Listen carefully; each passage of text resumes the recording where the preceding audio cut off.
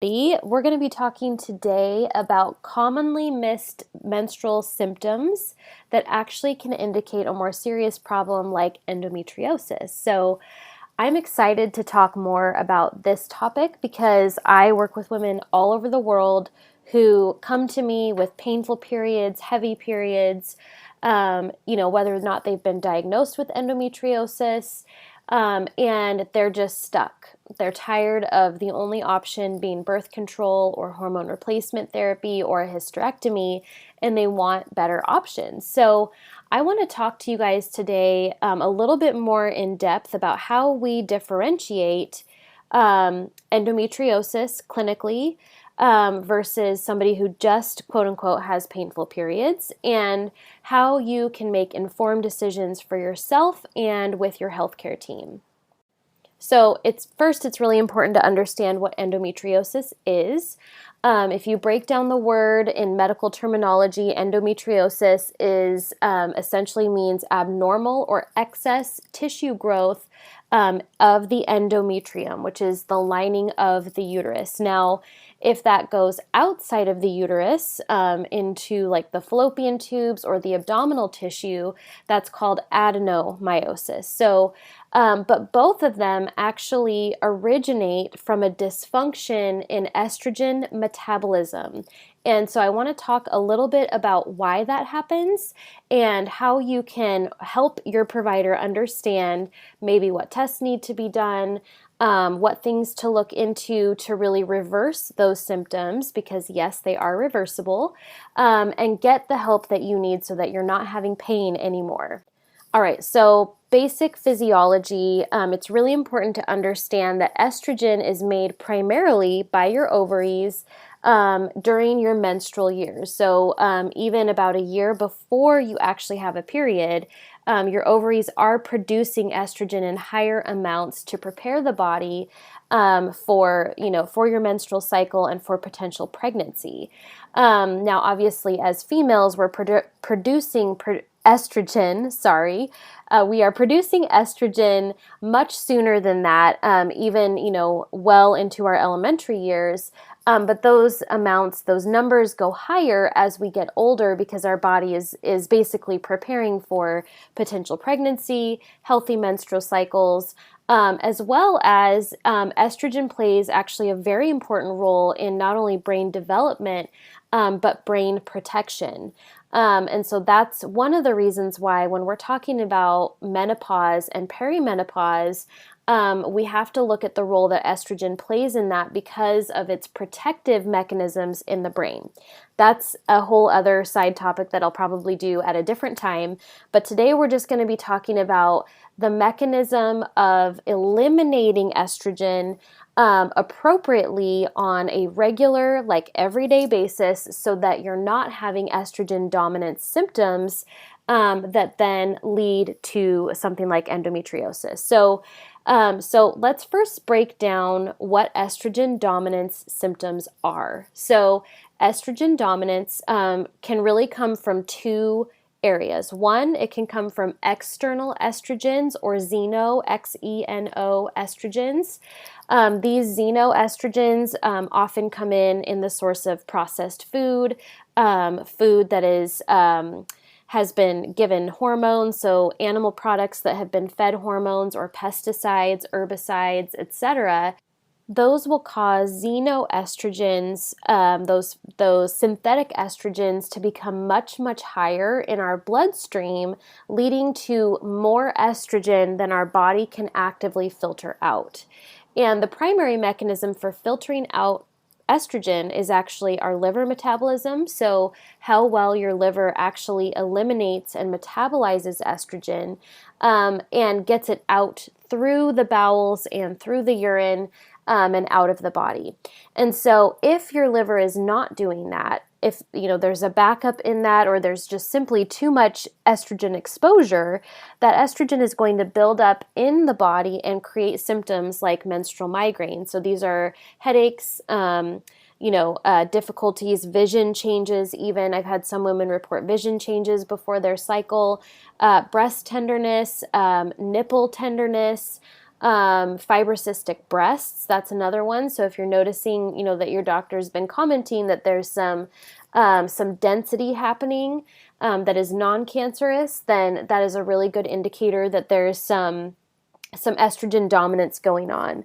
Some other symptoms obviously include, irritability, insomnia, but painful, heavy periods. So any kind of cramping, heaviness of flow is going to indicate to me when I'm doing a clinical assessment that there's an issue with estrogen metabolism. The body's not metabolizing estrogen appropriately, or there's an excess of estrogen. And I will just tell you that for most of the women that I work with, it's a combination of both, meaning that they are experiencing, high amounts of estrogen in their environment.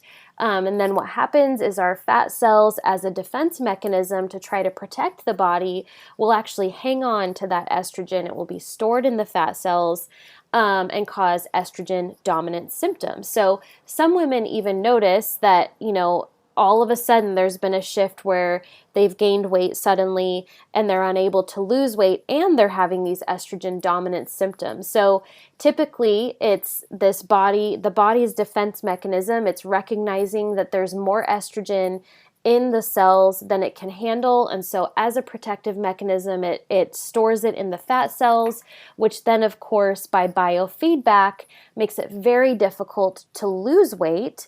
And then it just perpetuates this cycle.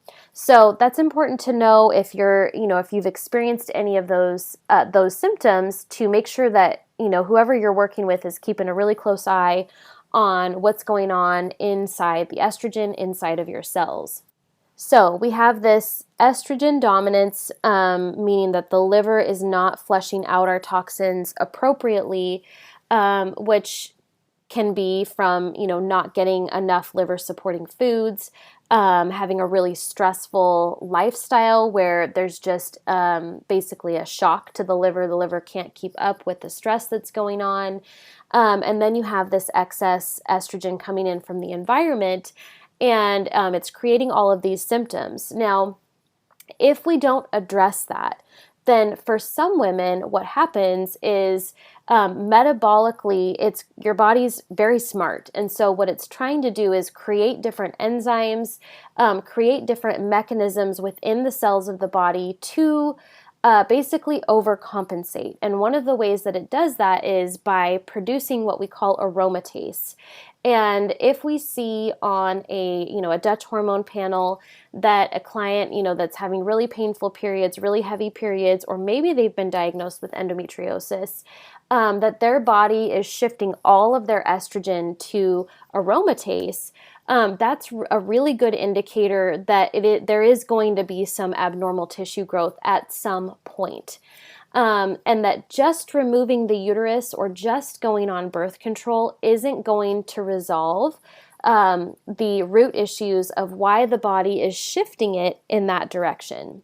So what I often see is, women coming to me saying, I've been to 5 different naturopaths, we've tried X, we've tried Y, we've tried Z, and I'm still having all of these issues. I hate having to rely on such heavy pain medication. I'm too young to have a hysterectomy because they know that that's going to put them into immediate surgical menopause, and they're just not ready for that yet. They just don't want that for themselves, and that's totally reasonable and fair. And when we, do some digging, I always do preliminary lab testing for most of my clients that have endometriosis that we know have been diagnosed with that, because we want to know which route is the body trying to take and where do we need to support the body so that it's eliminating aromatase appropriately, it's metabolizing estrogen appropriately, and as soon as we figure out what that mechanism is and we can start supporting it with nutrition, lifestyle, or supplementation, that estrogen begins to naturally lower itself. And then what happens is the clients just stop having those symptoms because, for any of you who have listened to my podcast for any amount of time or follow me on Instagram, abnormal symptoms are the body's way of telling you that something is wrong.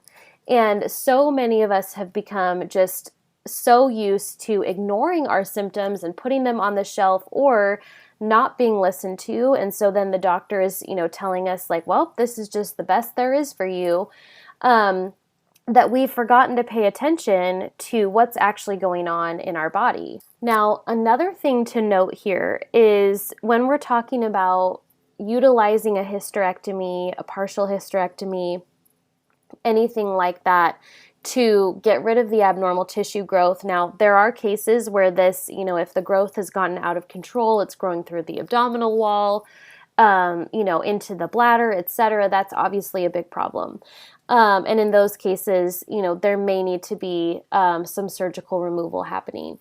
But for the vast majority of clients that I work with, there's been no addressing of the root causes that is causing the pain and the abnormal tissue growth.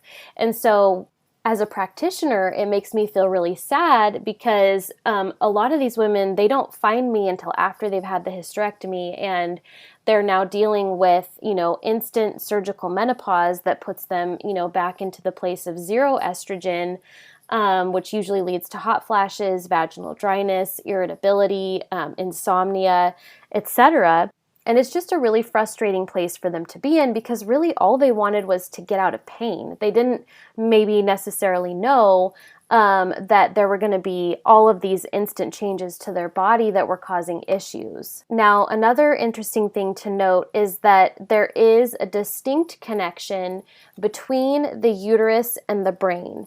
And there's been a lot of research actually done on what happens to women's cognition after the removal of a uterus. Now, I want to caveat this and say that if you've had a hysterectomy, there is zero shame and zero judgment from me. I'm just literally coming from a place of wanting to give you information and how to advocate for yourself so that you can feel amazing no matter whether you've had a hysterectomy or you're going through menopause or perimenopause or somewhere in between.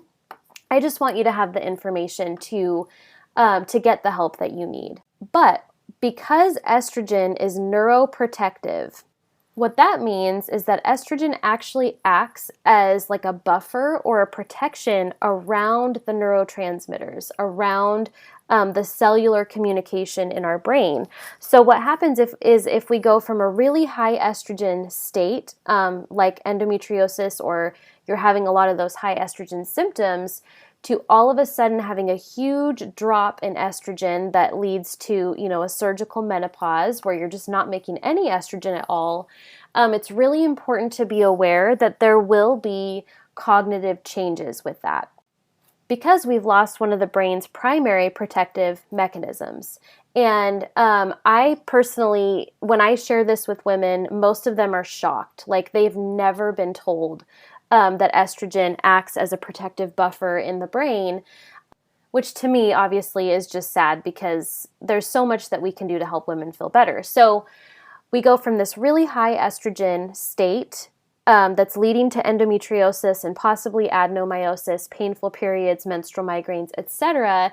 And then they have, their uterus and their ovaries removed. They're not making estrogen anymore. And all of a sudden they're noticing a cognitive decline, meaning an increase in attention deficit behaviors, an increase in brain fog, difficulty remembering information, difficulty focusing, emotional lability, etc. All of those things that are letting us know there's actually been a pretty significant neurological shift that needs to be supported. So one of the things that I do if I am working with somebody who's had a hysterectomy, or if they've gone through natural menopause, one of the things that we want to pay really close attention to is actually their neurological function, because it lets us know how well their body is receiving what we are doing to support their estrogen. So, for example, for the women in the Happy Hormones 12-week coaching program, the women that have endometriosis or have excess estrogen and really painful heavy periods, one of the symptoms that we actually track for them is their cognitive function. What's their energy? What's their focus like? Are they feeling super fatigued in the afternoon? A lot of times women actually get misdiagnosed as having adrenal fatigue when it's actually an estrogen issue that's causing dysfunction in the brain. So if you're working with somebody and, they're doing labs to see, how well your estrogen is being tolerated, but they're not looking at all of those other symptoms, including your neurological